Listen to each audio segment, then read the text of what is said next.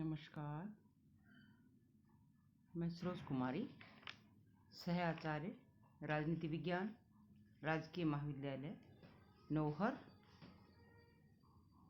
आज हम BA part 3 के पेपर 2 के अंतर्गत टॉपिक दक्षिण एशियाई क्षेत्रीय सहयोग संघ सार्क, दक्षिण एशियाई क्षेत्रीय सहयोग संघ सार्क पढ़ रही हैं।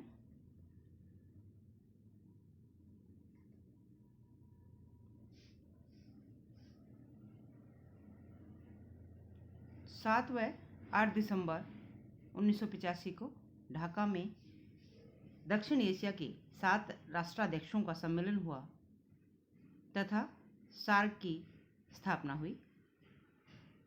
ये देश हैं भारत, पाकिस्तान, बांग्लादेश, नेपाल, भूटान, श्रीलंका और मालदीव। भारत, पाकिस्तान, बांग्लादेश, नेपाल, भूटान, श्रीलंका और मालदीव। यह दक्षिण एशिया के 7 पड़ोसी देशों की विश्व राजनीति में क्षेत्रीय सहयोग की पहली शुरुआत है। सार्क की स्थापना के अवसर पर दक्षिण एशिया के नेताओं ने जो भाषण दिए, उनमें आपसी सहयोग बढ़ाने और तनाव समाप्त करने पर जोर दिया गया। सार्क देशों में लगभग 162 करोड़ लोग रहते हैं। यह विश्व का सबसे अधिक जनसंख्या वाला संघ है। सार्क के 14वें शिखर सम्मेलन 3 से 4 अप्रैल 2007 को अफगानिस्तान को 8वां सदस्य बनाया गया। अफगानिस्तान को इस संघ का 8वां सदस्य बनाया गया। तो वर्तमान में सार्क के सदस्यों की संख्या 8 हो गई है।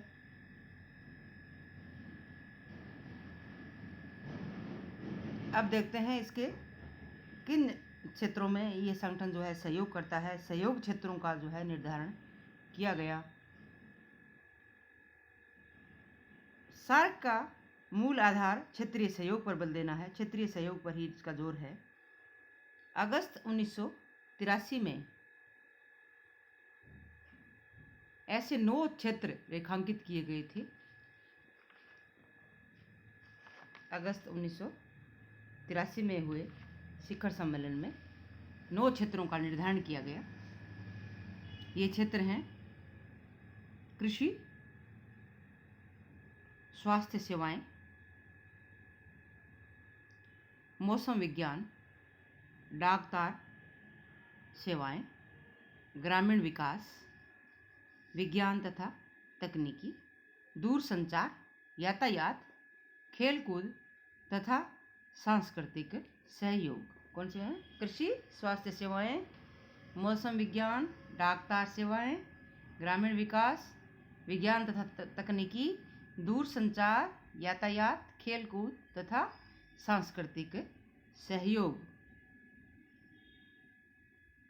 2 वर्ष बाद आतंकवाद की समस्या, मादक द्रव्यों की तस्करी तथा क्षेत्रीय विकास में महिलाओं की भूमिका आदि क्षेत्र भी इसमें जोड़ दिए गए। यानी जो उपरोक्त क्षेत्र थे उसमें जो है आतंकवाद की समस्या, मादक द्रव्यों की तस्करी, क्षेत्रीय विकास में महिलाओं की भूमिका बिंदु भी इसके क्षेत्र में जोड़ दिए गए।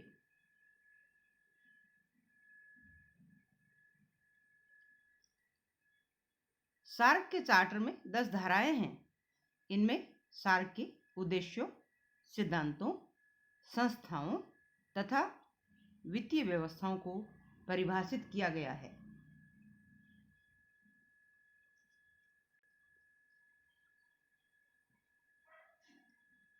अनुच्छेद, अब देखते हैं इसके उद्देश्य क्या हैं। सार्क के उद्देश्य क्या रखे गए हैं।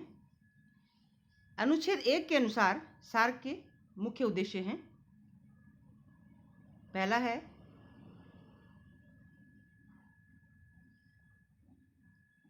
दक्षिण एशिया क्षेत्र की जनता के कल्याण एवं उनके जीवन स्तर में सुधार करना, जनता का कल्याण करना, उनके जीवन स्तर में सुधार करना। दूसरा है दक्षिण एशिया के देशों की सामूहिक आत्मनिर्भरता में वृद्धि करना, सामूहिक आत्मनिर्भरता में वृद्धि करना। तीसरा है क्षेत्र के आर्थिक, सामाजिक तथा सांस्कृतिक विकास में तेजी लाना, आर्थिक, सामाजिक तथा सांस्कृतिक विकास में तेजी लाना। आपसी विश्वास, चौथा है आपसी विश्वास, सूझबूझ तथा एक दूसरे की समस्याओं का मूल्यांकन करना, आपसी यानी विश्वास बढ़ाना। पांचवा है आर्थिक, सामाजिक, सांस्कृतिक, तकनीकी और वैज्ञानिक क्षेत्र में सक्रिय सहयोग एवं पारस्परिक सहायता में वृद्धि करना।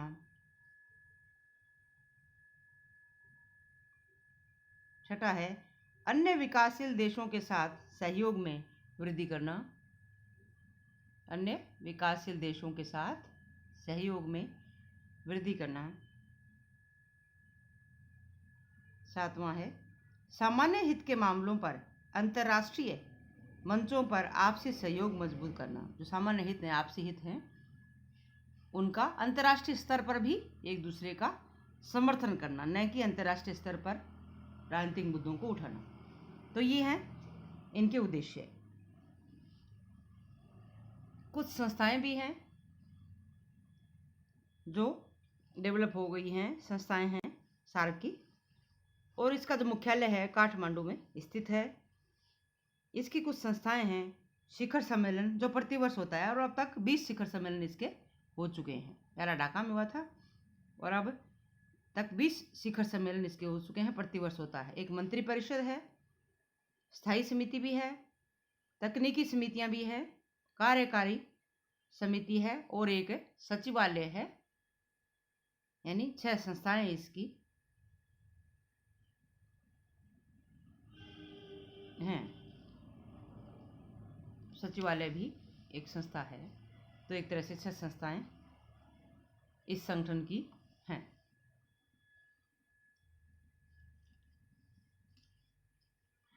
शिखर सम्मेलन प्रतिवर्ष होता है।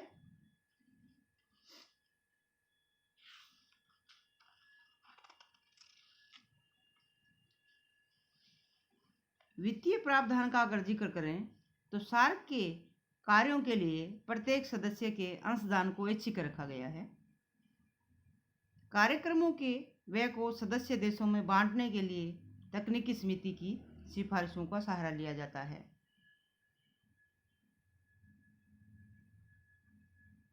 सचिवालय के व्यय को पूरा करने के लिए सदस्य देशों के अंशदान को निर्धारित किया गया है, जिसमें भारत का 32%, पाकिस्तान का 25%, नेपाल, बांग्लादेश एवं श्रीलंका प्रत्येक का 11% और भूटान एवं मालदीव का प्रत्येक का 5% रखा गया है।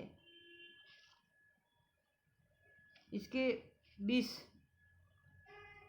शिखर सम्मेलन हो चुके हैं और अब तक की इसकी भूमिका का अगर हम मूल्यांकन करते हैं तो पाते हैं कि दक्षिण एशिया में समय बहुत तेजी से घुमा है।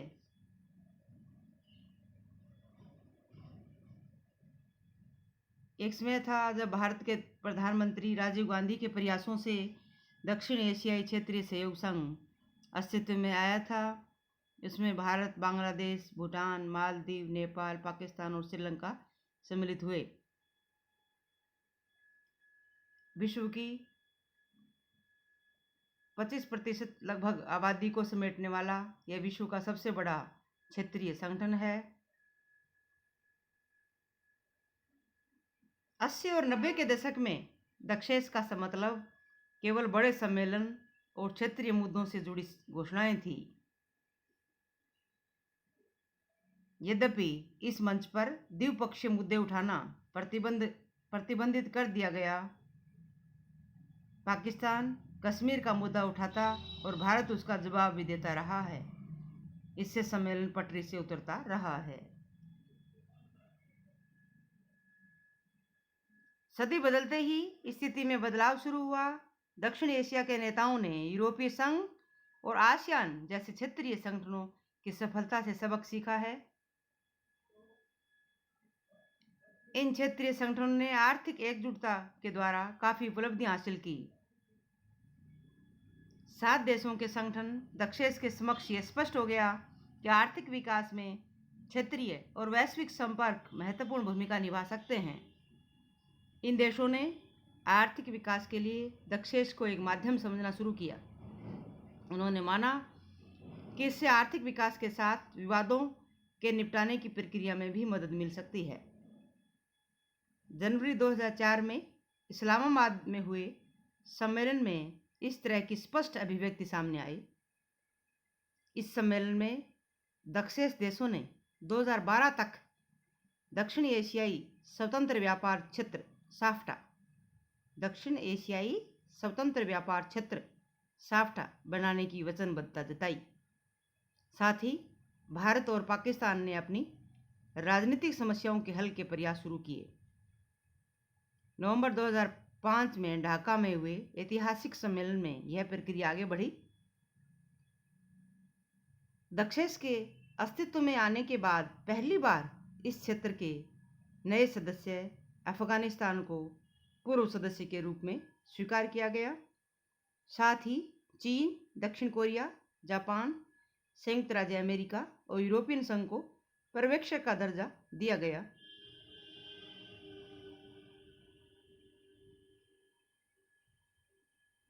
यह साफ साफ समझा गया है कि यदि दक्षेस देशों के बीच दूरी बनी रहती है तो सभी को आर्थिक घाटा जारी रहने के साथ ही उनकी प्रगति की रफ्तार भी तेज नहीं हो सकेगी।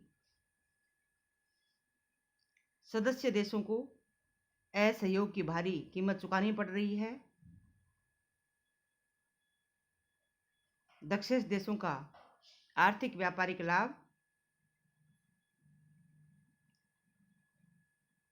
उनका भला करेगा। छोटे देशों को मन से यह हटाना होगा कि साफ्टा के बढ़ने से केवल भारत लाभान्वित होगा। भारत के प्रति उनमें जो नकारात्मक सोच है उसे परिवर्तित करना होगा। श्रीलंका और भारत के बीच मुक्त व्यापार के पिछले 3 वर्ष के विश्लेषण से स्पष्ट है कि श्रीलंका का भारत को निर्यात 135% सालाना की दर से बढ़ रहा है। इस तुलना में भारत का श्रीलंका को निर्यात 32% की दर से ही बढ़ रहा है। यानी श्रीलंका और भारत के आर्थिक रिश्तों को भी देखें अगर तो पाते हैं कि भारत की अपेक्षा श्रीलंका को अधिक लाभ है। एक उदाहरण के तौर पर ये बताया है।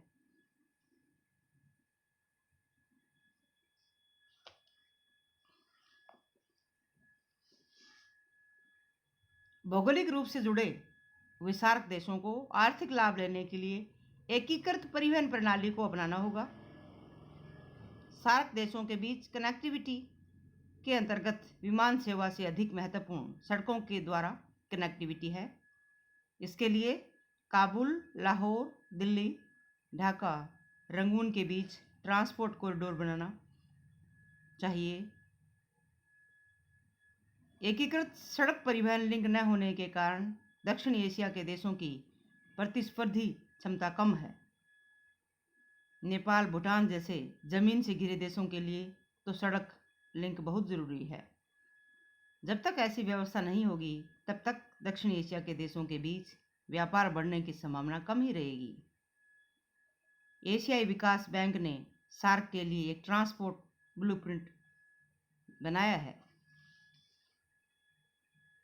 इसके अंतर्गत कोलंबो और चेन्नई के बीच ट्रेन सेवा, भूटान और नेपाल के बीच भारतीय बंदरगाहों के स्पर्श वाली ट्रांसपोर्ट कॉरिडोर और लाहौर से अगरतला के बीच बस सर्विस की योजना पेश की गई है।